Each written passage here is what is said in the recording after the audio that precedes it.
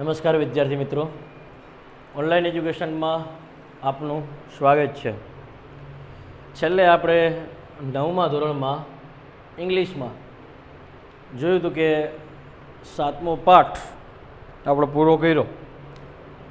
પાઠની દ્રષ્ટિએ જે આપણા પાઠ આ વર્ષે 9મા ધોરણ માટે રાખવામાં આવેલા છે એ બધા જ પાઠ અને કાવ્ય આપણે એ પૂરા કર્યા.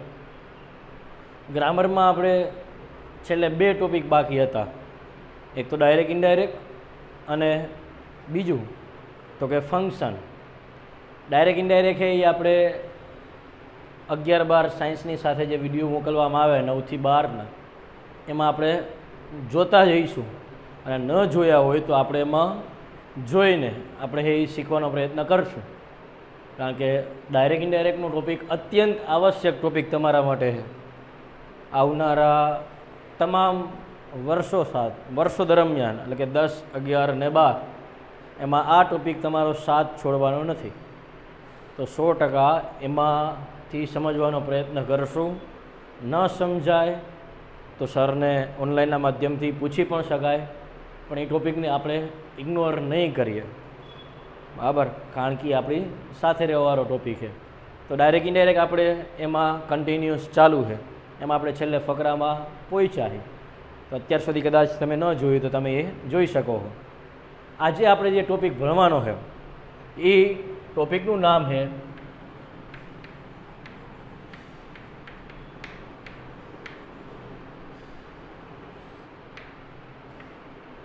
ફંક્શન.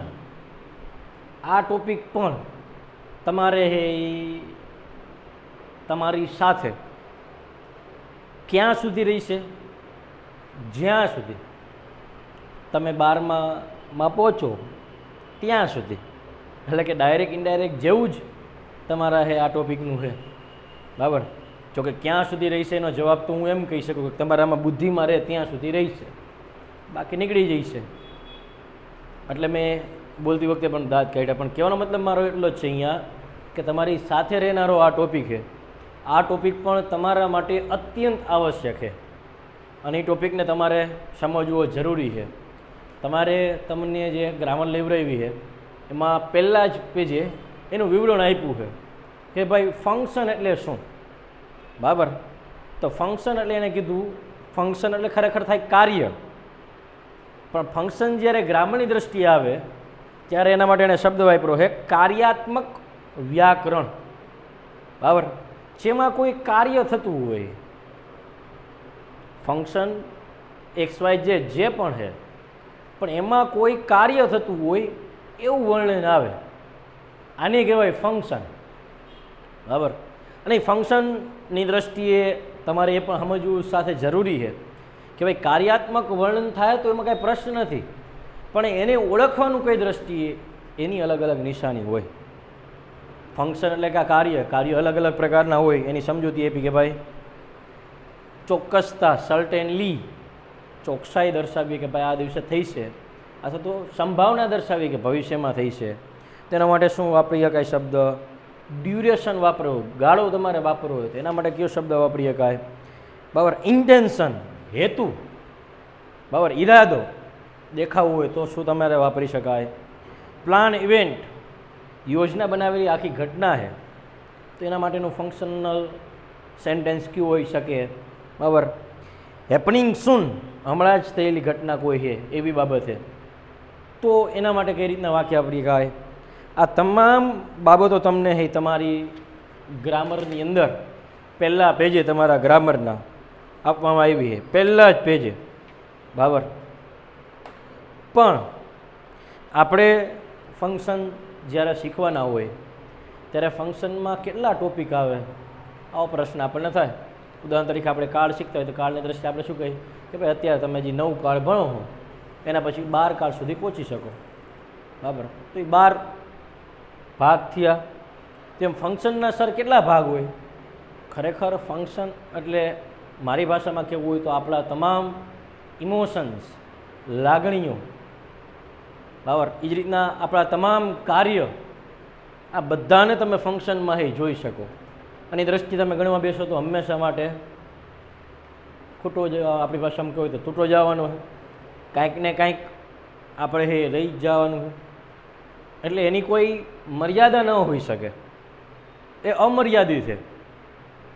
પણ 100% આપણે એને મર્યાદામાં રહીને સમજી શકીએ ખરા.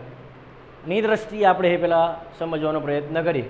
તમારી ગ્રામરના પેજ નંબર 2 ઉપર જેટલા આપ્યા છે એટલાને આપણે પહેલાં સમજવાનો પ્રયત્ન કરીએ. આજે હું તમને ફંક્શન, એનું ગુજરાતી શું થાય અને એનું એક ઉદાહરણ તમને બોલીને સમજાવીશ.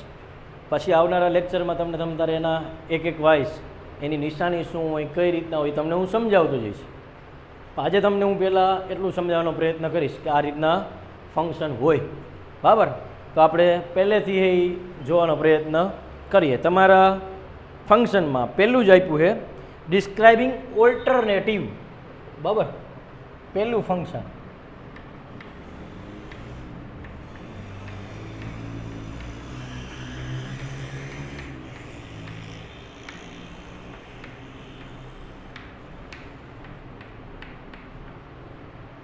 Describing alternative. ડિસ્ક્રાઇબિંગ ઓલ્ટરનેટિવ એનો મતલબ શું થાય? ડિસ્ક્રાઇબિંગ એટલે વર્ણન કરવું, ટુ ડિસ્ક્રાઇબ, અને ઓલ્ટરનેટિવ એટલે વિકલ્પ, વિકલ્પોનું વર્ણન કરવું, બરાબર. તો ગુજરાતી શું થાય આનું?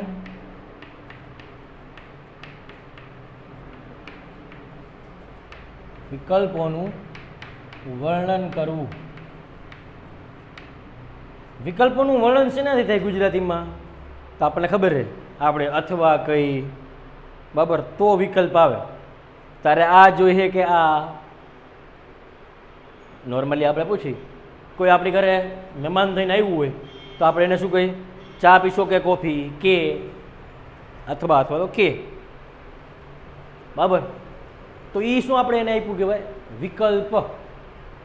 તો એના માટે ફંક્શન શું વપરાય? ડિસ્ક્રાઇબિંગ ઓલ્ટરનેટિવ, બરાબર.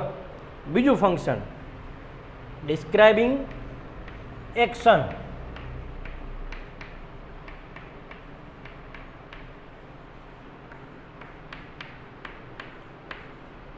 બરાબર. Describing action. એક્શન એટલે ક્રિયા, કર્મ. ક્રિયા અથવા તો કર્મનું વર્ણન કરવું એને કહેવાય ડિસ્ક્રાઇબિંગ એક્શન. હવે ડિસ્ક્રાઇબિંગ એક્શન ક્રિયા है અથવા તો કર્મ है, બરાબર. એ ગમે એ હોઈ શકે ને. મારે તમને જે કહેવું હોય કે ભાઈ ક્રિયા ભૂતકાળમાં હોઈ શકે, ક્રિયા વર્તમાન કાળમાં હોઈ શકે, ક્રિયા ભવિષ્યકાળમાં હોઈ શકે. ક્રિયાની કોઈ ચોક્કસતા ન હોય તો ત્રણ દ્રષ્ટિ હોઈ શકે. તો તમારું ફંક્શન એના આધારિત ચેન્જ પણ થઈ શકે. ડિસ્ક્રાઇબિંગ પાસ્ટ ઇવેન્ટ, ભૂતકાળનું વર્ણન હતું તો ભૂતકાળમાં વાક્ય હોય કોઈ પણ કે હું ગઈકાલે મારા મિત્રને ત્યાં જમવા ગયો હતો, ભૂતકાળનું વાક્ય. તો ડિસ્ક્રાઇબિંગ પાસ્ટ ઇવેન્ટ. એનાથી આગળ ફ્યુચરનું હોય તો હું આવતીકાલે મારા મિત્રને ત્યાં જમવા જઈશ. Describing future event. તો શેની ક્રિયા થઈ? ફ્યુચર, ભવિષ્યની ક્રિયા થઈ. એમાં એ પ્રકારે આવે, બરાબર. એ રીતના ત્રીજું ડિસ્ક્રાઇબિંગ પ્રેઝન્ટ ઇવેન્ટ. હું હરરોજ મારા મિત્રને ત્યાં જમવા જાઉં છું, કારણ કે હું હોસ્ટેલમાં રહું તો મારા મિત્રને અહીંયા મેં બાંધી રાખ્યું હોય, એમના મમ્મી જ મને ખવડાવે. તો એ શું થયું? Describing present event. તો ડિસ્ક્રાઇબિંગ એક્શન છે, બરાબર. ડિસ્ક્રાઇબિંગ એક્શન એનો મતલબ શું થાય? એ ત્રણેય હોઈ શકે. Describing present action, describing past action, describing future action. તો એમાં ત્રણનો સમાવેશ છે, એ થઈ શકે. ત્રીજું ડિસ્ક્રાઇબિંગ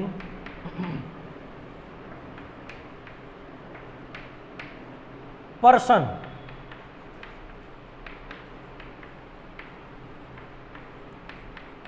વ્યક્તિનું વર્ણન કરવું, બરાબર.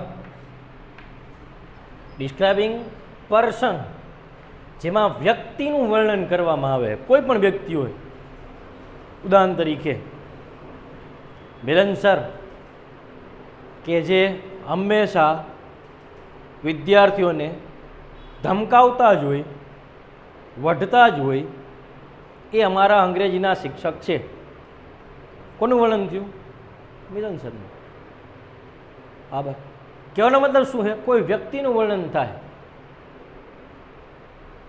નિકિતા, જેણે પીળા રંગનો ડ્રેસ પહેર્યો છે, તે મારી બહેન છે. શું થયું અહીંયા? વર્ણન. કોનું વર્ણન થયું? નિકિતાનું. તો આને કહેવાય ડિસ્ક્રાઇબિંગ પર્સન, જેમાં વ્યક્તિનું હે વર્ણન થાય. બરાબર. એના પછી ચોથું, ડિસ્ક્રાઇબિંગ કોન્ટ્રાસ્ટ.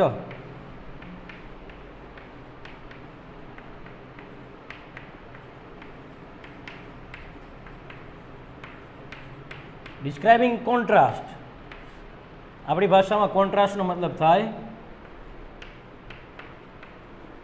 વિરોધાભાસ.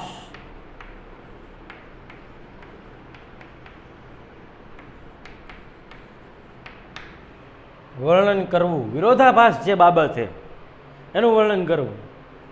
મેં સખત મહેનત કરી પણ પ્રોજેક્ટ પૂરો કરી શક્યો નહીં. હવે સખત મહેનત તો પ્રોજેક્ટ પૂરો થવો જોઈએ, પણ ન થયો. એ શું કહેવાય અહીંયા? વિરોધાભાસ. હું બહુ દોડ્યો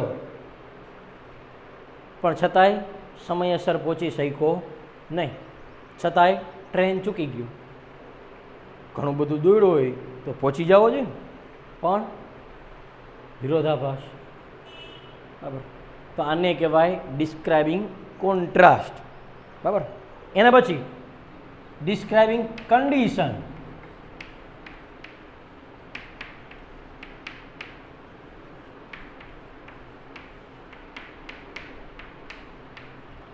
બરાબર. કન્ડિશન એટલે પરિસ્થિતિ.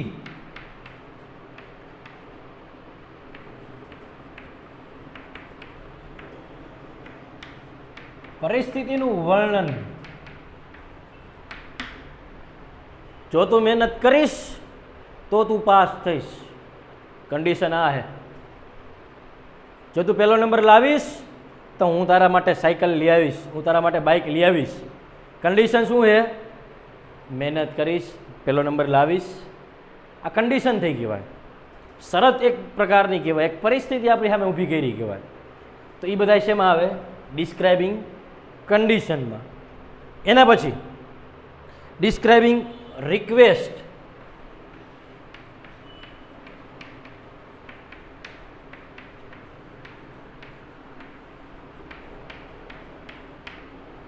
બરાબર. રિક્વેસ્ટ એટલે વિનંતી. વિનંતીનું વર્ણન એ શેમાં આવે? Describing request. મહેરબાની કરીને મને મદદ કરશો, મહેરબાની કરીને મને પાણી પાશો, શું તમે મારી મદદ કરશો? આ બધી શું છે? રિક્વેસ્ટ છે. શું તું મને તારી પાકી બુક આપીશ? રિક્વેસ્ટ છે. માંગણી, એમાં આપણું ન હાલે. માંગણી કરવાની, એને આપવી તો આપે. તો એને કહેવાય ડિસ્ક્રાઇબિંગ રિક્વેસ્ટ. એના પછી ડિસ્ક્રાઇબિંગ રીઝન.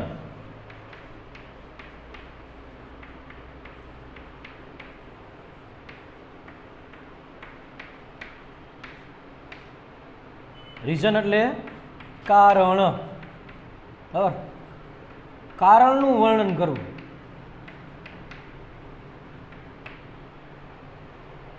મારા માતા બીમાર છે, મારી માતા બીમાર છે, તેથી હું નિશાળે મોડો પડ્યો. સરને કહે, સર કે કેમ મોડો આવ્યો?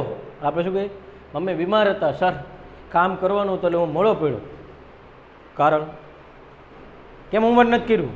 સાહેબ બહાર ગામ ગયો હતો તેથી હોમવર્ક નથી કર્યું. કારણ? આને કહેવાય ડિસ્ક્રાઇબિંગ રીઝન. બરાબર. એના પછી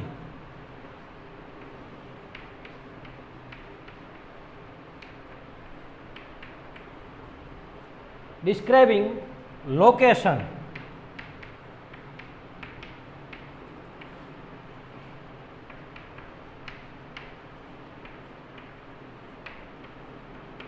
સ્થળનું વર્ણન કરવું.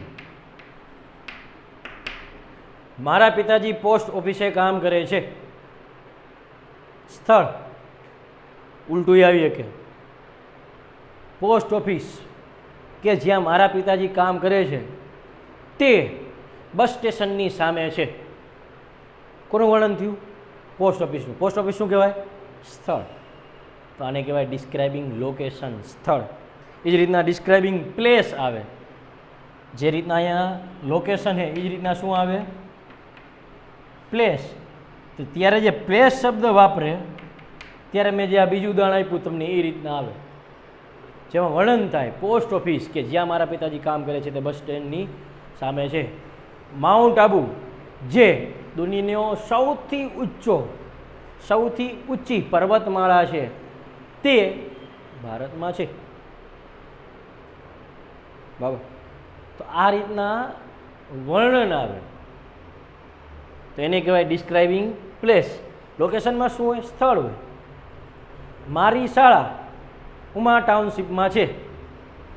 ઉમા ટાઉનશીપ શું થયું અહીંયા? લોકેશન. તો આ રીતના ડિસ્ક્રાઇબિંગ લોકેશન અને ડિસ્ક્રાઇબિંગ પ્લેસ એમાં તમારે આ રીતના જોવાનું થાય. એના પછી ડિસ્ક્રાઇબિંગ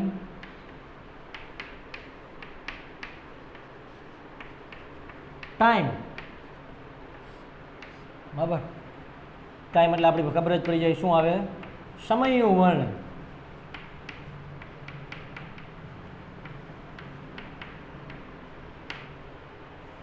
હું 12 વાગ્યે ઘરે જમવા આવીશ. ક્યારે આવીશ? 12 વાગ્યે. હું સાંજે 6 વાગે નિયમિત વાંચન કરું છું. ક્યારે? 6 વાગે. તો આ શું થયું કહેવાય? ટાઈમ. ડિસ્ક્રાઇબિંગ ટાઈમ, સમય. હું સવારમાં એક્સરસાઇઝ કરું છું. ક્યારે? સવારમાં. અને શું કહેવાય? ટાઈમ. ટાઈમ એટલે ચોક્કસ એમ ઘડિયાળનો ટાઈમની જરૂર નથી. સવાર, સાંજ, બપોર આ બધુંય ટાઈમમાં જ આવે. ઓન ટ્યુઝડે, વેનસડે, ફ્રાઈડે ટાઈમમાં જ આવે. 23 ડિસેમ્બર, 15 ઓગસ્ટ, 28 જુલાઈ બધા શેમાં આવે? ટાઈમમાં જ આવે. સાલ ઇન 1992 શેમાં આવે? ટાઈમમાં જ આવે. ભલે એના ભાગ પડે પછી point of time, duration of time એ તમને જ્યારે આવશે ત્યારે સમજાવીશ. બરાબર. પણ આનો ઉપયોગ પણ આ રીતના કરવામાં આવે છે. એના પછી ડિસ્ક્રાઇબિંગ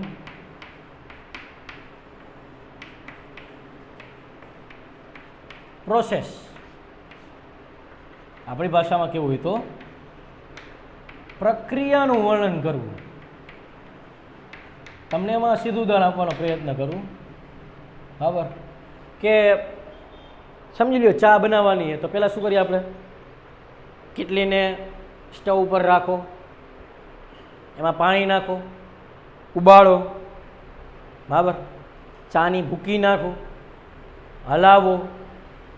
આ શું થઈ? બધી એક પછી એક પ્રક્રિયા. તો એને કહેવાય ડિસ્ક્રાઇબિંગ પ્રોસેસ. બરાબર. પ્રક્રિયા એટલે આ અંતે કોઈ પણ વસ્તુ બનાવવાની છે તે પ્રક્રિયામાં થાય. ઉદાહરણ તરીકે તમારે શાળામાં એડમિશન લેવું હોય તો એ પ્રક્રિયા આખી એક હોય, લાંબી આખી એક. બરાબર. એ પ્રક્રિયાને આધારિત જ બધું હાલતું હોય. પહેલાં ભાઈ તમારે એડમિશન પેપર જે છે એમાં વિગતો, પહેલાં એડમિશન પેપર લ્યો, એમાં વિગત ભરો, ફોટો ચોંટાડો, ફોર્મ ભરીને જ્યાં સ્કૂલમાં અહીંયા આપો. પછી સ્કૂલવાળા ફોન કરે કે હાલો તમારા છોકરાનું એડમિશન થઈ ગયું છે. શું થઈ? પ્રક્રિયા. તેને કહેવાય ડિસ્ક્રાઇબિંગ પ્રોસેસ. એના પછી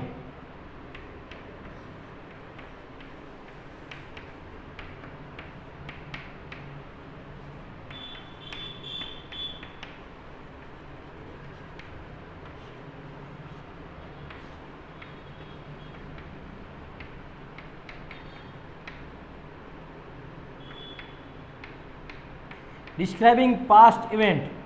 હું તમને જે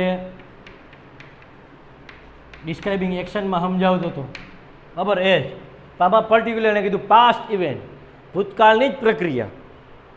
બરાબર. કાલે તારો જન્મદિવસ હતો પણ હું આવી શક્યો નહોતો. કાલે તારા જન્મદિવસની મિજબાનીમાં હું આવી શક્યો નહોતો. Describing past event. Habitual past કરીને એક એમાં આવે ભૂતકાળના આદિ હોવ, use to, I use to get up early in the morning, હું સવારમાં વહેલો ઉઠું છું, પણ I am use to get up early in the morning, હું ભૂતકાળમાં ઉઠતો, હાલમાં નથી ઉઠતો. ના આદિ હોવ ભૂતકાળની બાબતની, તો ત્યારે આ ડિસ્ક્રાઇબિંગ પાસ્ટ ઇવેન્ટમાં હેબિચ્યુઅલ પાસ્ટ થઈ જાય. પણ આનો મતલબ પાસ્ટ ઇવેન્ટ એટલે આ રીતના જેમાં ભૂતકાળની ઇવેન્ટ પ્રસંગ છે એનું વર્ણન જેમાં થયું હોય એને ડિસ્ક્રાઇબિંગ પાસ્ટ ઇવેન્ટ કહેવાય. અને લાસ્ટ વન, બરાબર, જે તમારામાં આપ્યું છે એક્સપ્રેસિંગ એબિલિટી.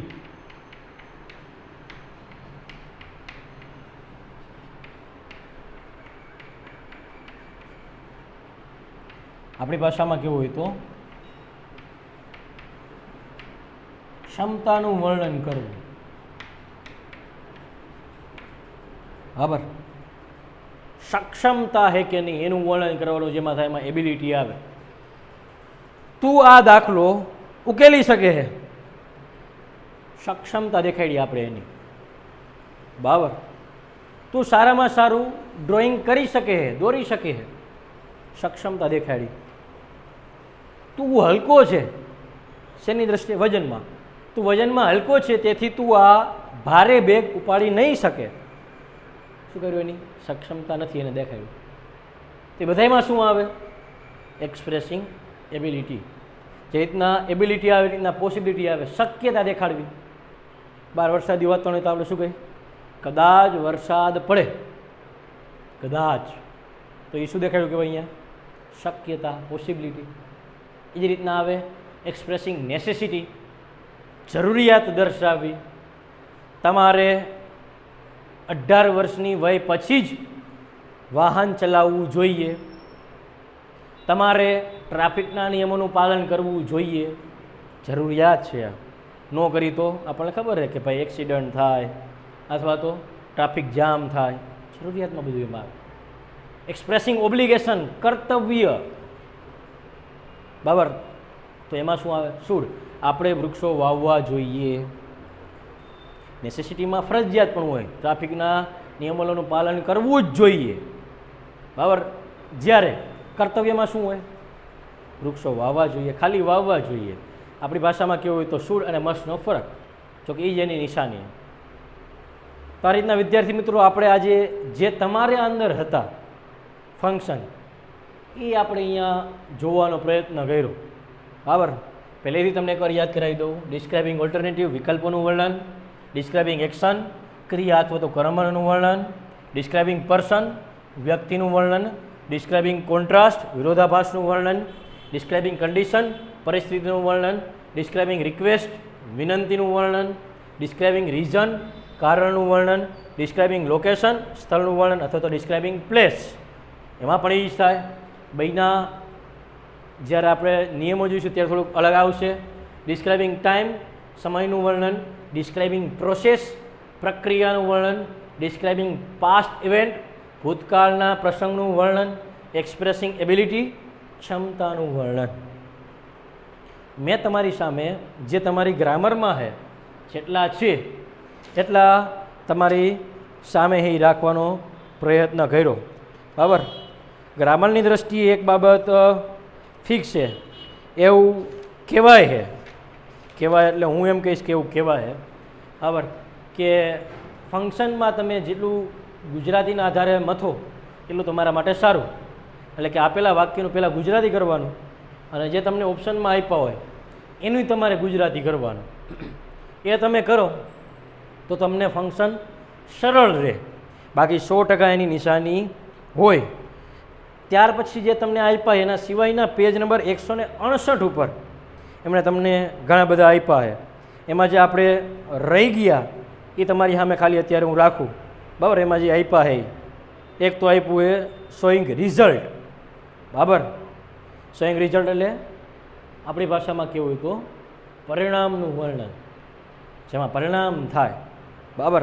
અને રિઝલ્ટની દ્રષ્ટિએ ક્યાં આવે તો કે ટુ, સો ધેટ, આ બધા એમાં આવે ટુ વાળા.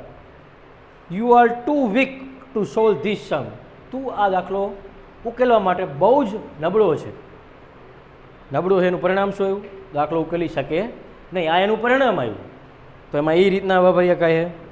શોઈંગ મેનર્સ એન્ડ ફ્રીક્વન્સી, પદ્ધતિ દર્શાવવી અને ફ્રીક્વન્સી પુનરાવૃત્તિ દર્શાવવી. તેના માટે શબ્દ આપ્યા ફ્રીક્વન્સી દર્શાવવાની હોય તો શું આવે? Always, never, sometimes, usually. આ ફ્રીક્વન્સી દર્શાવે. જ્યારે મેનર્સ એટલે કોઈ ક્રિયા વિશેષણ હોય. હું બહુ ધીમે બોલું છું, સ્લોલી, તો એને આપણી ભાષામાં કહેવાય મેનર. હું બહુ જલ્દી બોલું છું, ફાસ્ટલી, મેનર કહેવાય. તો બધી મેનરમાં બાબત આવે. એના પછી તમારે જ્યારે ગયું હતી એક્સપ્રેસિંગ ઇમોશન, ભાવોની અભિવ્યક્તિ. ગુજરાતીમાં તો આપણે અભિવ્યક્તિ કરતા હોય, હર, ઓ, આવું બધું આપણે કરતા હોય. તો એ જે ભાવ છે આપણા, એ બધા આવે એક્સપ્રેસિંગ ઇમોશનમાં. એના પછી આપણી સામે રાખ્યું એને મેકિંગ સજેશન, બીજાને આપણે સજેશન, સૂચન કરી શકીએ. તો એમાં પણ આપણે ઉપયોગ થાય. જેમ આપણે લેટવાળો વાક્યનો ઉપયોગ થઈ શકે, હાલો આપણે રમવા જઈએ, તો એ શું કહેવાય? સજેશન આપ્યું કહેવાય. ઇન્ક્વાયરી, કોઈ પણ બાબતની, અબાઉટ ડ્યુરેશન, અબાઉટ ટાઈમ, જે પણ XYZ. તો એ પૂછતાછવાળા, જેમાં આપણે WH નો ઉપયોગ જાજો કરીએ, WH અને હાવ, તો એ ઇન્ક્વાયરીમાં આવે છે. માહિતી પ્રાપ્ત કરવાની બાબત છે તો એમાંય ખાસ WH નો ઉપયોગ થાય છે. બરાબર. એ જ રીતના રિપોર્ટિંગ ઇવેન્ટ્સ, આપણી ભાષામાં કેવું હોય તો પ્રસંગનું અહીંયા રિપોર્ટિંગ. બરાબર. એમાં મુખ્યત્વે ઉપયોગ કરવામાં આવે છે તમારો જે ટોપિક હાલતો હતો અથવા તો ચાલુ છે 9 થી 12માં. બરાબર. ડાયરેક્ટ ઇનડાયરેક્ટ એ બધા રિપોર્ટિંગ ઇવેન્ટમાં. તો આ રીતના તમે પેજ નંબર 1 ઉપર જે વિગત આપી કે ભાઈ ફંક્શન ગ્રામર કોને કહેવાય એ તમે સારી રીતે જોઈજો. 2 ઉપર જે આપ્યા એ તમને મધ્ય બધા સમજાવ્યા. પછી 168માં પેજ ઉપર એના વર્ણન સાથે, એની ક્લુ, એની નિશાની સાથે તમને આપ્યો છે. તો તમે ખાસ અહીંયા ધ્યાન દઈજો. બરાબર. આવતા વિડીયોમાં હું તમને એ એક ફંક્શનની નિશાની સાથેના ઉદાહરણ સાથેનો તમને હું સમજાવીશ.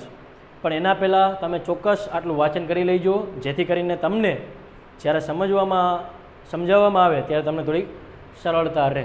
એકદમ સહેલું છે, પણ જો તમે વાંચીને આવ્યા છો તો તમને વધુ સરળ બનશે. તો તમે એટલું કામ કરજો.